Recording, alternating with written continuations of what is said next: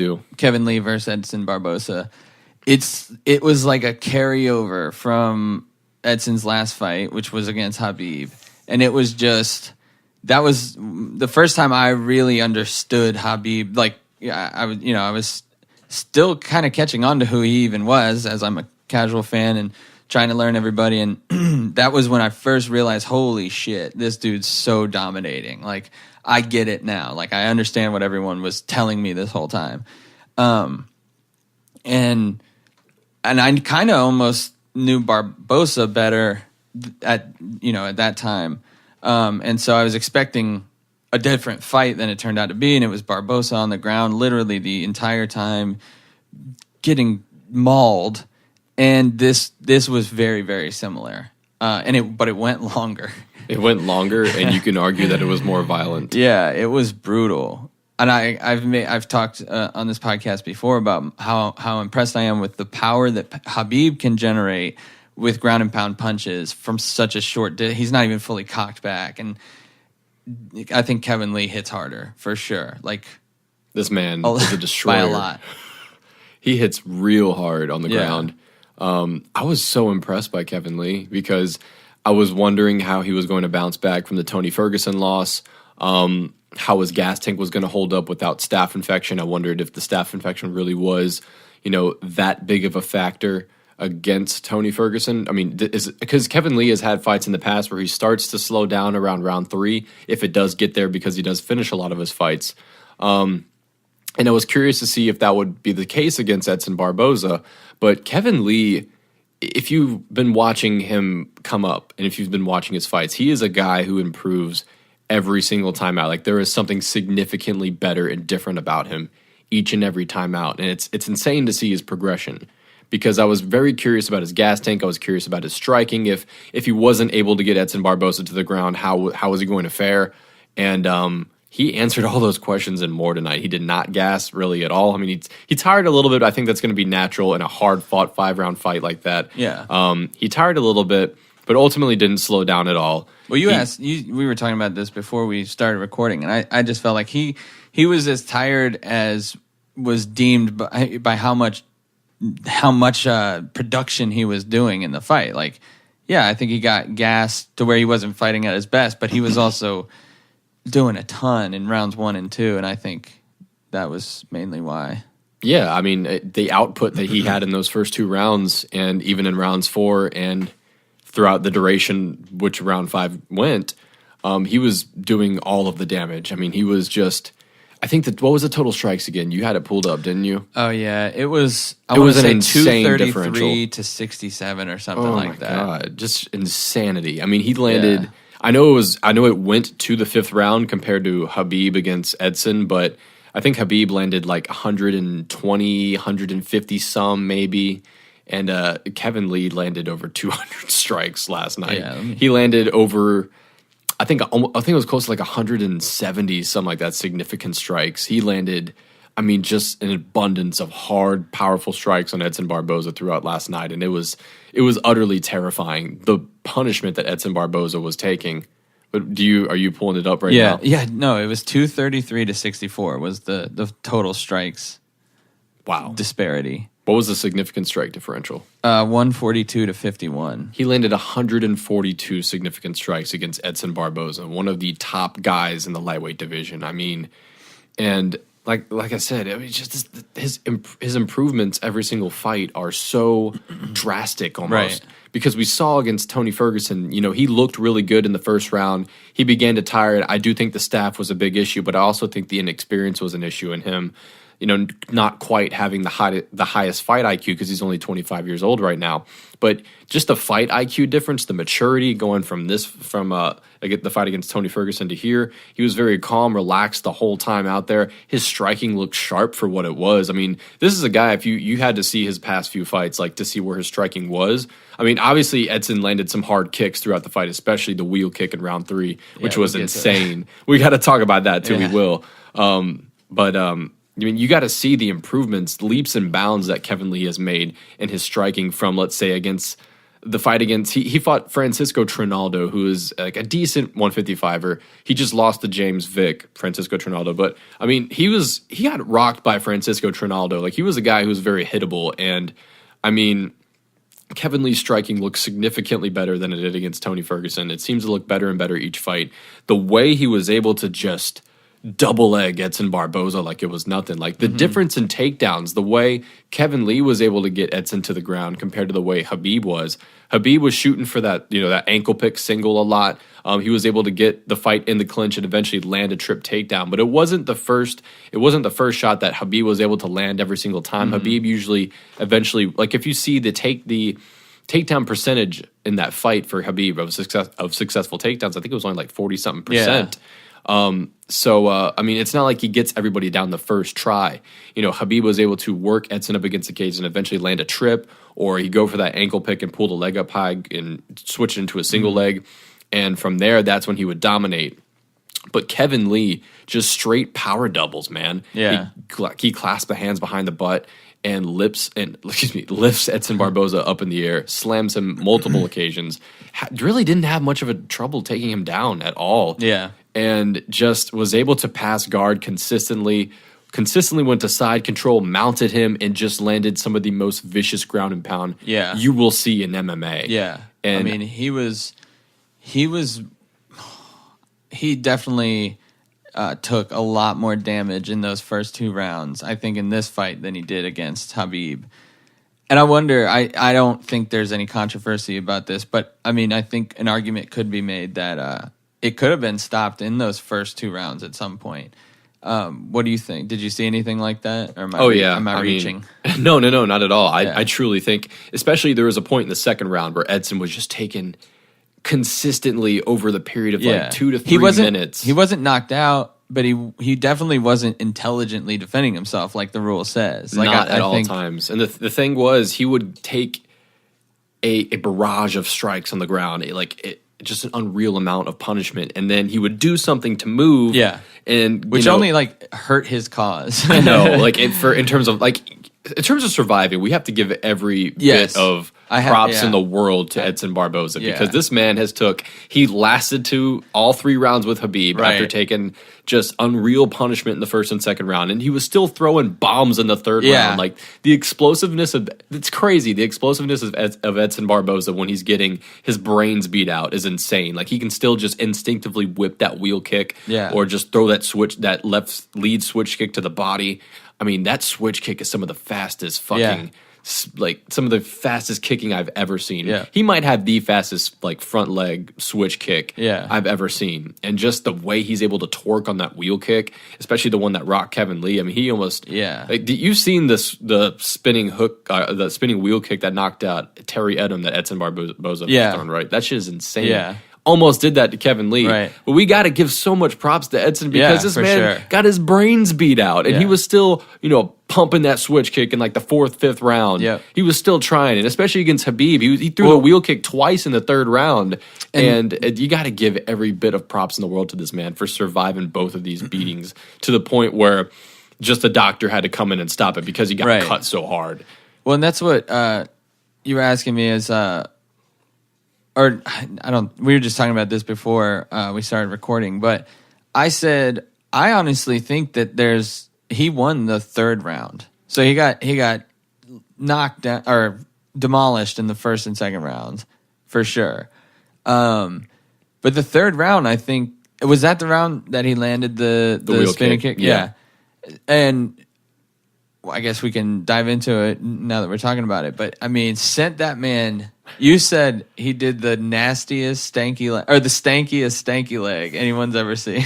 By far. I mean, he went straight Bambi. I love Kevin Lee is sick. I mean, I love me some Kevin Lee, but this man, he did the craziest stanky leg I've ever seen. Yeah. But you got to give credit to him too, because he got hit by that flush spin kick right on the button. I mean, not many people would have survived that wheel kick from Edson Barboza, especially when they're rocked that bad. Yeah. I mean, like we saw Justin Gaethje get rocked that bad last week, and Poirier finished him. Yeah, because he just didn't he didn't know what It was almost as if he was just so content to stand and bang throughout the entire fight that his instincts of, trying for a double leg takedown at that point didn't even kick in, to where Kevin Lee gets rocked. he immediately goes for the takedown. He knows he needs it, so he just tries. Edson stuffs it. Eventually, Kevin Lee works Edson Barboza on his back. Like, yeah, I mean, utterly that was insane. crazy because it didn't look like when Kevin Lee went in and shot for the takedown, Edson Barboza, kind of counters him and drops down over him.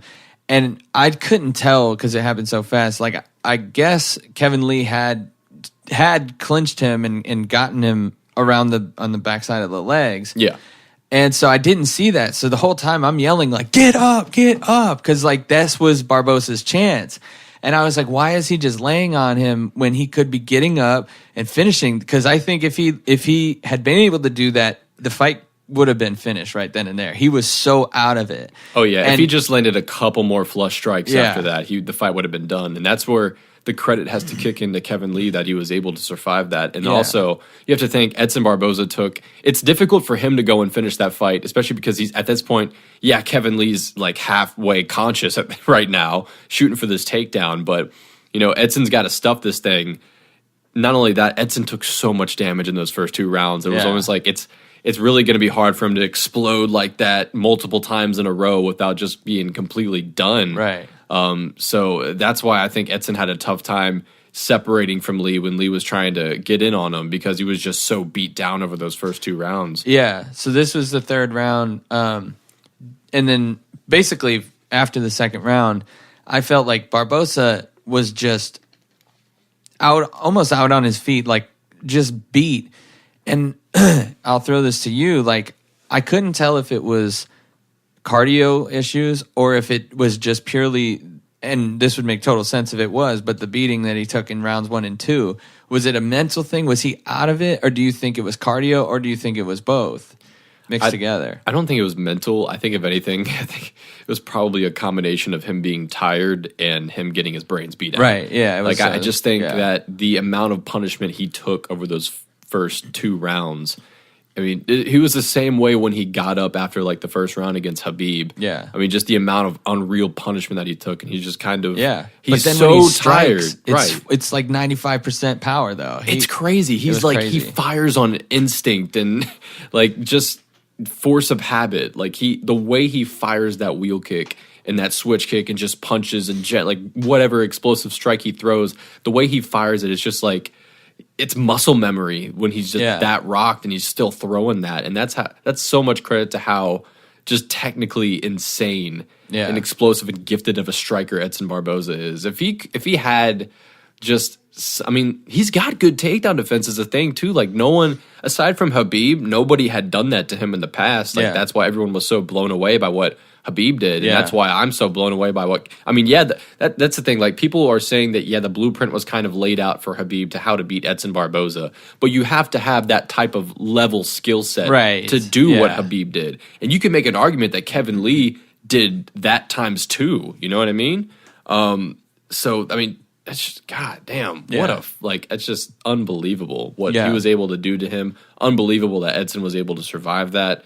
But yeah, I think ultimately that was one of the reasons why he was just so like wobbling, almost looked like he was out on his feet. Yeah, because he was partially just from the amount of damage that he took in those rounds, and then also from being tired. Well, and then I question how rocked Kevin Lee was, and for how long after the kick he was, because he seemed to recover.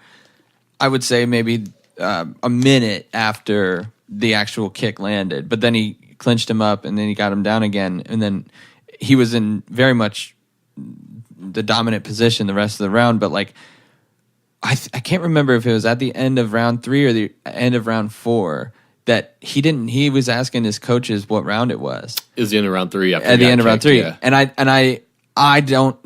not a fighter. I've never been in there, and I could easily believe that if when you're fighting, you're not thinking, what round am I in? What round am I in? Unless you're in like a three round match, you really need to get the knockout. You're well aware, but like these 2 guys are in there fighting for their lives, so it's totally believable that he didn't know for that reason. But do you think it might be that he was still out of it too, and he was genuinely like, wait, hold on, what time is it? Like, what round are we in? Like, what am I doing? I bet it was that. Yeah, it was probably. I mean, I totally understand what you're saying, and I think that that was definitely part of the reason of like just him being in the fight like that and just losing track of what round it could be.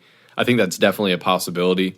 But I think it was also because he was rocked too. I think it was just both of them. I think. Yeah. Like, and so how long taking if a that's kick like that if is that's just the insane. End of round 3?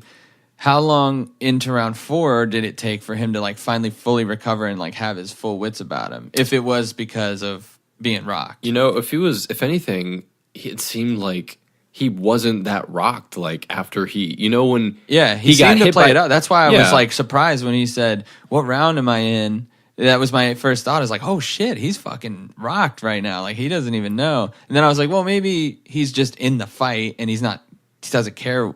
I think like he's got more important things to worry about. That's his coach's job is to tell him what round he's in. Like I don't know. No, I think it could be definitely like a combination of both, right? Yeah. So I think it could be him being rocked and him also being so into the fight, but maybe not rocked to the point where he just completely forgot what round it was. Yeah. Because it seemed because he got hit by the kick and he did the most incredible stanky leg ever. Yeah. I mean, that man, he went full Bambi, like we said, but just the wherewithal to actually engage and get the clinch. But it seemed like after he got the clinch and was able to push Edson up against the cage, I think he eventually worked his way to the ground. Eventually, when they finally stood, Edson worked his way back up to his feet. Kevin Lee didn't look that rocked, which was what threw me off. I thought he was going to get up and looked still pretty wobbled by that kick. So, and I feel like we couldn't fully see, how long it actually took for him to recover because they were in the clinch engaging. It's really hard to see if a fighter is just rocked or out of it in the clinch unless they're just, of course, being thrown around and dominated. But I feel like it was hard to gauge how long it took for Kevin Lee to get, his wits back within him. But I feel like he got it at least during that exchange, because when they separated eventually, Kevin Lee looked fine. And then the next round, the 4th round, easily got a takedown.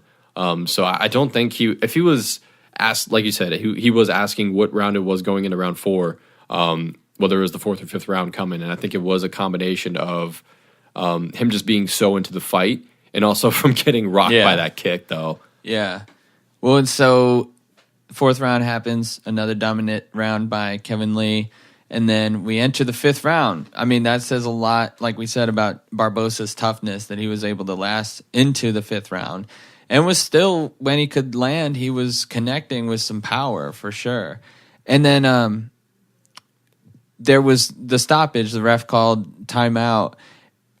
What happened, right? Because I thought he was like, he got kicked in the nuts or something. It was a stoppage that felt like an eye poke or a kick, but he was really just saying like, wait, bring the doctor in to check on this eye. I think it almost looked like somebody's mouthpiece came out. Oh, that's what it was. The mouthpiece came flying. Or we thought it was a mouthpiece. The ref said, no, it's a piece of tape. It's a piece of tape. Oh, okay. He still got his mouthpiece in. And then he was sitting there, and then that's when they brought the doctors in to check the eye, and then the doctors waved the fight off. Yeah, that was just a weird sequence of events because it looked like somebody dropped their mouthpiece. So I was waiting. I was expecting for, the ref to stop it, give him time to put his mouthpiece in. But then he sent him to a neutral corner, then called the doctors in. And I was like, oh, wait. And I knew he had a bad cut. I can't remember when it opened up, but he had a really bad cut over his right eye. And that's what they were bringing the doctors in for. And that shit was gashed. I mean, it was a nasty cut. They took one look at him and decided that he was done. Yeah, multiple layers of skin. Yeah, I mean, he could hardly keep the eye open for one, and he had just taken such a fucking beating. Yeah, the doctor came in immediately like, not a chance, not a chance. Like this.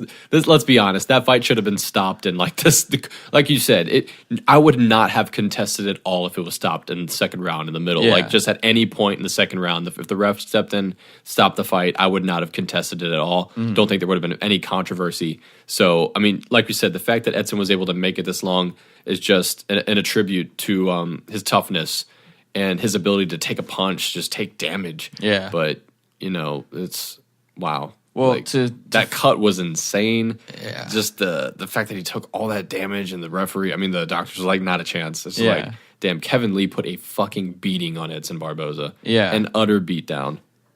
Well, to kind of conclude this fight breakdown, two things. What happens to Barboza from here? Like, how much damage has he taken, and how will that affect him in the weeks, months, and years to come in like his belief in himself, one, and then two, like his damage, like how much did he shorten his career by with these last two fights? And That's a great question. And then two is what's 155 look like now with Kevin Lee's dominant performance last night? So I'll throw those both to you. And all right, let's tackle them. So I think poor Edson Barboza, man. It's like you feel bad for this guy, the amount of damage he's taken in his last two fights. He's such a fucking warrior. I remember after the Khabib fight, he was like, I love doing this shit. I can't wait to get back out there. I wonder if I'm sure he's still going to be saying the exact same thing. Probably not the best thing for his mental health. So that should definitely be taken into consideration. He took a beating in December, comes back 4 months later, 4.5 or 5 months later, whatever it is, and just takes an utter beating from Kevin Lee. I think you take a year off if you're Edson Barboza. I think you take a long amount of time off. You need a while to recover from that because, I mean, 2 beatings like that in a row, that is career altering. It truly is. I mean, I don't think that the Khabib fight really altered his performance here in this fight because I do think he was still firing away. It was just he could not stop the fucking takedown. I think Kevin Lee was just relentless with that takedown. He's just power double is insane. But I just think the damage taken from this, as well as the damage he took in his last fight, I think combined, it's hard to bounce back from that. Yeah. Like that is potentially career altering the amount of damage he's taken. Yeah. He needs to take a while off. And when he comes back, face Justin Gaethje or some shit like that. Yeah. Like, can we imagine how crazy Jesus that fight Christ. would be? Just utter bananas. The lightweight division is that'd be stacked. fucking awesome, actually. Lightweight is utterly stacked, and we're about to tackle that topic in just a minute before we attack the rest of the card. But because lightweight is so stacked, I mean, Edson Barboza versus just about anybody in between the top 6 and 10 is going to be an outstanding fight. Yeah. Give Edson Barboza and Justin Gaethje like a year off because they both just went through wars in December and April. They both taken massive amounts of damage. Let them rest like a year. Have them come back a year from now and fight. There we go. Let's do that. That would be crazy. Let's do that. Let's give them some time off. And they can just face each other in a striking match a year from now after taking a year off from all the damage they've taken. Yeah. And then that'd be amazing. So let's do that for Edson Barboza. The only thing I want to say about that Barboza, anything more about the Barboza side of things, is like a few weeks ago, you were asking me what my thoughts were about this matchup beforehand. And I said, well, Kevin's a ground guy. Barboza's fought the best ground guy that we know of right now. Maybe he's been humbled by it, 1, and 2, he's learned from it in some way and how to approach the ground and shit like that. And then I used that same logic to say that, well, Iaquinta, he's now fought Khabib. He's still sort of on an upward tick and could possibly be looking at a title shot in the future. Maybe he learned from this experience with Khabib. And now I'm like, well, maybe that doesn't work. Maybe not, because Edson took the same exact beating, if not worse, this time around. Yeah, so I just expected a little better performance on the ground from Barboza with having been through that sort of learning. And that's just how high level these two are. I get that. Like, you're not just going to learn enough wrestling to dominate Khabib or Kevin Lee after Khabib. But yeah, so I learned a lot from last fight and my expectations about what these guys can do against high level wrestling guys like Khabib and Kevin Lee. Yeah. So I'm not Edson Barboza. Take some time off. Yeah. Come back in like a year. Fight Justin Gaethje, and let us have an awesome time watching that. For Kevin Lee, I don't know, man. This is where we can kind of break into the lightweight division. Well, Kevin Lee missed weight going into this fight. We know this. Kevin Lee weighed in at 157. The limit was 156. He missed by a pound. He did not get any extra time to cut the weight. He said this is the first time he's ever missed weight in his professional career. I do think he missed a couple times earlier in his career before he made it into the UFC. I think I could be wrong there. That's what I've heard. So if that's the case, he has missed weight in the past, but that this is some of the controversy people were talking about, like, Kevin make weight first before you get a title shot and everything. But we also look at Yoel Romero. He missed weight against Luke Rockhold, right? Yeah. Came out, starked him in the third round, and he's getting a title shot now. So, and no one seems to have too much contention with that. What do you think about Kevin Lee missing weight? How do you think, before we even break down the win, I mean, obviously we broke down the win, but break down where he's going based on his win. How do you think the weight cut and how do you think he should approach the weight cut going from here?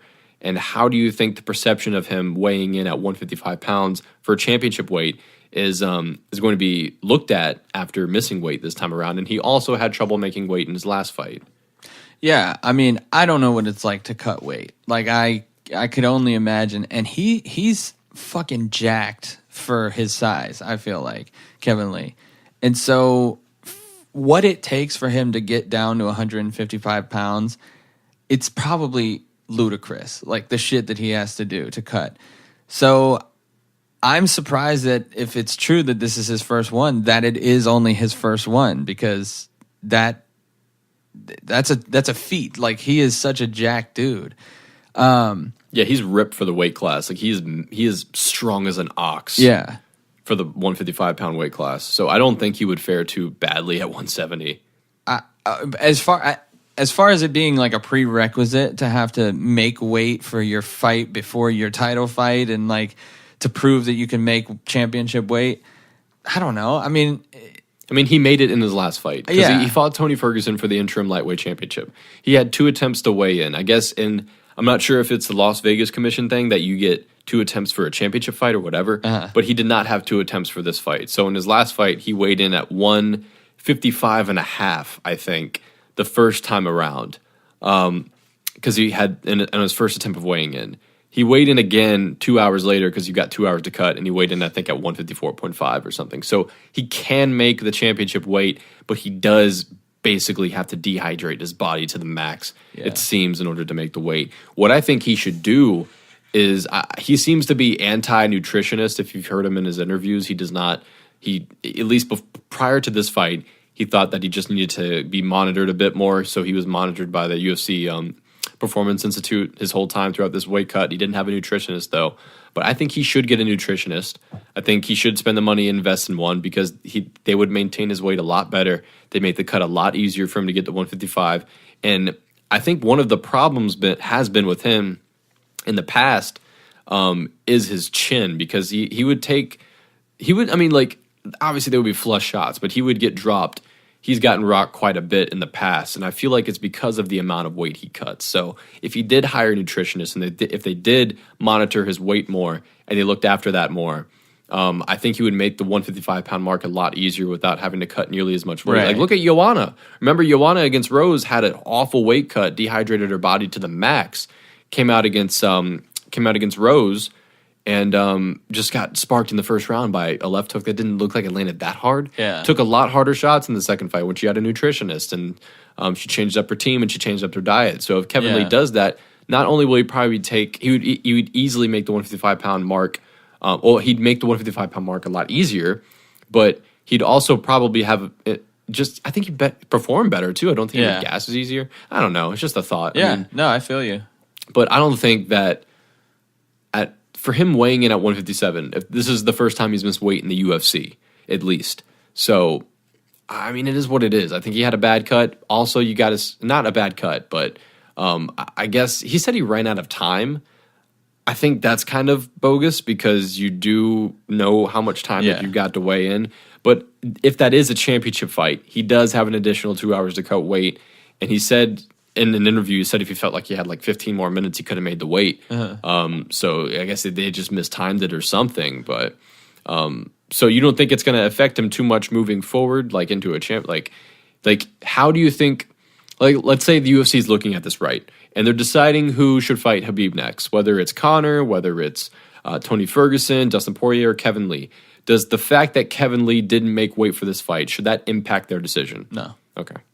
No. All right. No way. It has no relation to that fight. I agree, too. Like, either way, they both dehydrated their body, and it's not like he missed weight by 6 or 7 pounds. Yeah. He missed weight by 1 pound, so I don't think it's that big of a deal. I think he does need to get a nutritionist and maybe monitor his weight more.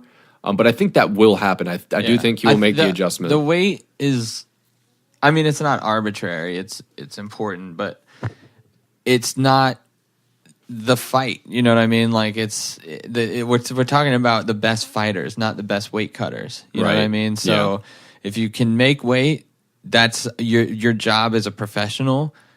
But if you miss it once in your entire time with a given company, you know what I mean? Like in his time with the UFC, if you've missed it only once, it doesn't matter. I don't think it matters at all. Fair enough. Yeah. I'm on your side with that. I don't really put it into too much consideration because it's not. I really don't believe it gave him a huge advantage. Like nobody seemed to have the biggest issue with Yoel Romero missing weight against Luke Rockhold. And he went out and, like I said, destroyed him in the third round with that straight left hand. And he's getting a title shot. Nobody really seems to be complaining too much about it. So I'm kind of on that page too. This is the first time he's missed weight in his UFC career. And if he gets, so at this point, who do you think gets the title shot against Khabib? Because we talked last week about who's going to get the shot. We did hashtag who's next for Khabib last week. I mean, let's do it again. Who's next for Khabib? Let us know what you think. But, what do you think? I mean, we talked about it last week about maybe Conor or Tony Ferguson, or, I mean, who do you think should face Khabib next with all of these happenings going on in lightweight? So you've got Conor, who just lost the title, right? Khabib just gained the title, so Conor's ranked first. Is Conor going to come back? I don't fucking know. Tony Ferguson just ripped off his LCL, so he's got a solid amount of recovery left to do. Eddie Alvarez is ranked third. Dustin Poirier is ranked fourth, and now Kevin Lee is likely going to take that fifth spot above Edson Barboza. So, who the fuck gets the next shot? I don't know. You don't know? There's just so much. None of it. Any fight's going to be sick. Any fight. I mean, last week we were really high on Dustin Poirier getting a shot. It's recency bias. Now I'm really, but now I'm really high on Kevin Lee getting a shot. And style-wise, that's the scarier fight for sure. You think Kevin Lee and Khabib would be the scarier fight for Khabib? I agree with that. Because Khabib can take a punch. Stand-up guys, like I know Dustin Poirier is sick on the ground, but to me, he's a brawler. He's going to knock you out. And those guys just haven't had success. And this would be a crazy high-level wrestler that he'd be fighting against, finally. And, I think, I don't know, but then are we talking about merit? Because that would be just a really fun matchup to watch. But who has earned the next spot in line? Shit, I mean, it would probably be between Poirier and Eddie Alvarez. Jesus Christ. Alvarez. Okay. Yeah. I mean, who else? Well, here's the thing. Dustin Poirier and Eddie Alvarez fought. We talked about this last week. And Eddie Alvarez and Dustin Poirier fought to a no contest. Right. Dustin Poirier was piecing him up, but then Eddie Alvarez hit him with some illegal knees. Yeah. Fight ended. It was a crazy fight. No contest, though. That shit needs to be finished, in my opinion. But it doesn't seem like... See, I feel like... Okay, sure, yeah. It's so tough because it's like you want to see these matchups, but they have nothing to do with the division. You know what I mean? Right. I want to see Kevin Lee versus Khabib now just because I want to see that fight, but I don't know that it makes necessarily perfect sense as far as earning your way to that title shot. And then I do want to see Alvarez and Poirier round 2, but again, is that the path that Poirier's on? I don't think so. I think he's headed towards the the title. Right. So it's weird, dude. It's a slippery slope. It really is to talk about because it's crazy because Ferguson just beat Kevin Lee, right? So it's hard and Ferguson was the interim champ, not anymore, I suppose, but Ferguson was the interim champ who beat Kevin Lee. Kevin Lee just won, so meritocracy-wise, like you said, in regards to earning your way to the title, you've got to make more of an argument for Tony Ferguson for beating Kevin Lee. But Tony Ferguson's going to be out for a bit. And I'm taking him out just for that. And we talked about this last week. Conor McGregor's not in the conversation because he's not. If you surprise me, then we'll talk about it. Well, here's the thing too. Khabib just posted on his Instagram today too that he's talking about all the great lightweights out there, like Conor, Tony Ferguson, Kevin Lee, Eddie Alvarez, Poirier, and mentioning that all of them are worthy of, and there's a great fights lining up for me, and that I want to return by November, December to defend my belt against them. So that's the time frame Khabib Nurmagomedov is going to come back to defend his lightweight title in November, December. Okay, so with that being said, who's going to be ready by November, December? Is Conor going to be ready by then? Apparently they're in negotiations. I don't know how true this is. I don't know how negotiations are going, but apparently they are in negotiations to do that fight. I think that's Khabib's number one choice. I think Khabib wants to do the Conor fight. I think they, for business sake and for timing's sake, and for Conor being ranked the first, him just losing his title, I would say that would make the most sense for Khabib. If that doesn't happen, though, because contract negotiations could go haywire, you never know. Who is next in line? Tony Ferguson probably isn't going to be ready by that time frame, right? I think we can both make that conclusion. Yeah. Eddie Alvarez and Dustin Poirier, it's like Eddie Alvarez beat Justin Gaethje, but I thought Poirier's win over Justin Gaethje was more impressive, and Eddie Alvarez has turned down that fight against Poirier God knows how many times. So I think you could do Poirier versus Khabib, potentially, in regards to meritocracy's sake, because Poirier will be ranked over Kevin Lee, I believe, after this fight. Unless for some reason the UFC decides to jump Lee over Poirier in the rankings. Yeah, I had the rankings. But I don't know when this was updated. But we've got Conor McGregor at number 1, Tony Ferguson number 2, Eddie Alvarez number 3, Dustin Poirier number 4. And then, Edson Barboza is still ranked over Kevin Lee. Yeah, I think they updated on Tuesday. Okay. So the fights happen over the weekend, they update Tuesday. So that's likely going to change. I think Kevin Lee and Edson Barboza are just going to switch spots likely. Yeah. Unless they decide to give Kevin Lee a jump because his win over Edson was more impressive than Dustin Poirier's over Justin Gaethje, which you never know. They could do some crazy shit like that. Yeah. Because when Edson Barboza fought Kevin Lee, he was ranked higher than when Justin Gaethje fought Dustin Poirier. So you never know what the fuck they're going to do with that. But I think as of right now, the way I see the rankings, I guess in terms of meritocracy's sake and earning your way to the title shot and abiding by the rankings, you would do Dustin Poirier versus Khabib if Conor and Ferguson are not available. And then you do maybe Eddie Alvarez versus Kevin Lee. I think that would be those would be two good fights to make, especially with all the turmoil going on with Conor and with Tony Ferguson being out due to a knee injury. It's a clusterfuck up there. Yeah. You've got like 4 guys waiting and all could potentially earn title shots. Yeah. And I think for sake of wanting to promote Khabib as your champion, this isn't a mark on Dustin Poirier or anything like that. But let's say that if the Conor fight doesn't happen, I almost say you do the Poirier fight, because I think in terms of trying to show off Khabib as a champion, that might be a little bit easier for Khabib to get by against Dustin Poirier than it would against Kevin Lee. Right. So, because if you throw Kevin Lee up against Khabib and Kevin Lee mauls him or some shit like that, now what the fuck are you going to do now? Kevin Lee just jumped everybody. Nobody expected that. But that's why lightweight's so crazy, because Kevin Lee is probably the lowest ranked guy for getting the title shot. He's the 5th ranked guy likely going to be after the rankings get updated. And he might have the best shot out of Conor, Tony, Alvarez, and Poirier at actually beating Khabib. Yeah. So, I don't know, It's insanity. But we got to move on, because there's a whole bunch of stuff to cover. Well, real quick, before we continue, this is going to be most of the episode anyway. Yeah, it already But who do you think is going to face Khabib next?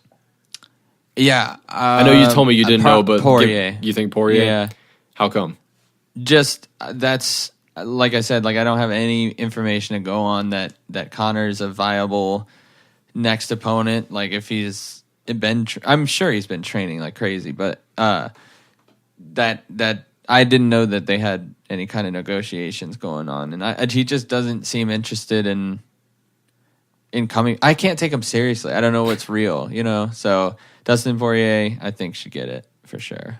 I mean, Dustin Poirier has made his way. I mean, he is. I truly believe he's earned the title shot because of what he's had to go through. Kevin Lee just did come off of a loss to Tony Ferguson. It was against Tony Ferguson because Tony Ferguson's the top dude in the division right now too. Everyone's like the top dude in the division though. God damn, it's so hard to look at these. Like, I don't know. Like, it's just so tough. Like, who the fuck's gonna get it? But no matter what, like you said, whoever gets Khabib next, it's gonna be a crazy fight. Yeah, it will be insane. And man, I'm excited to see it shake out.